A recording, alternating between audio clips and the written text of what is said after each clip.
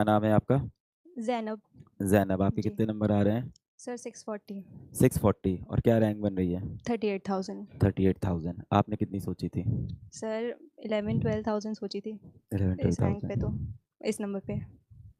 और 38 के तो मतलब बिल्कुल भी अनएक्सपेक्टेड है कि एक साल ड्रॉप करके आप इतने सेक्रीफाइसेस करके सब कुछ, ना कोई आप मतलब ना अपने बर्थडे सेलिब्रेट कर रहे हो, ना कोई मतलब कोई कुछ भी सेलिब्रेट नहीं कर रहे हो, सब कुछ त्याग कर आप पूरे एक साल कर रहे हो मेहनत। आप तो कर रहे हो, साथ में आपके पेरेंट्स ने जितना भी आप पे किया है वो भी पूरे साल भर लगे रहते हैं हमारे साथ साथ, और फिर ये रिजल्ट तो बिल्कुल भी एक्सपेक्टेड नहीं था।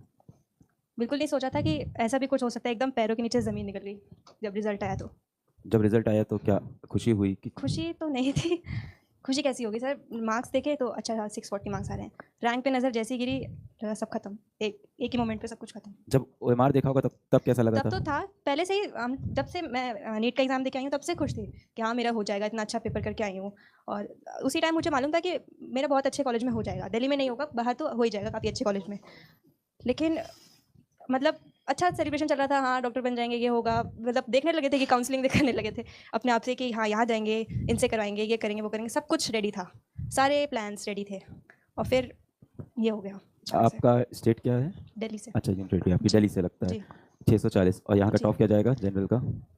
सर 660। दिल्ली का तो 690 से ऊपर ही जाएगा, 700 जाएगा इस साल तो।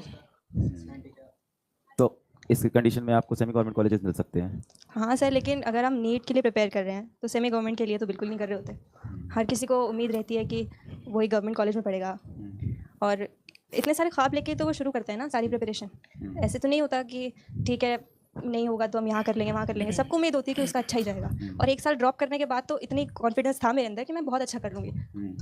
ये तो बहुत अनएक्सपेक्टेड था। और कहाँ आपको सिर्फ क्या? मेरे साथ नहीं, हज़ारों बच्चों के साथ ऐसा हुआ होगा, कईयों का तो 4-4 5-5 ड्रॉप हो चुका है। मेरा तो फिर भी फर्स्ट ड्रॉप था, लेकिन मेहनत तो उसमें भी बहुत लगती है। अब मैं दोबारा रीस्टार्ट करूँगी तो पूरी मेहनत ज़ीरो से, लोगों को लगता है कि 200 नंबर ही तो बढ़ाने हैं, ऐसा नहीं होता बिल्कुल भी। आपको ज़ीरो से फिर से सब कुछ सारी मेहनत करनी पड़ती है। कहाँ पे आपको गैप लग रहा है? क्या गैप लग रहा है? क्या फील है? गैप तो सर सिस्टम में ही है। थोड़ा पीछे आएंगे हम लोग, स्क्रीन पे थोड़ा लाइट अजीब सी आ रही है। हाँ, कहाँ पे आपको लग रहा है, कहाँ पे चैलेंज है, क्या है? सिस्टम में ही चैलेंज है, ये कैसे इन्होंने, मतलब इतनी नेग्लिजेंस कैसे हो सकती है इनकी की तरफ से? आपको लग रहा है कुछ नेग्लिजेंस हुई है, ऐसा फील हो रहा बहुत हुई है।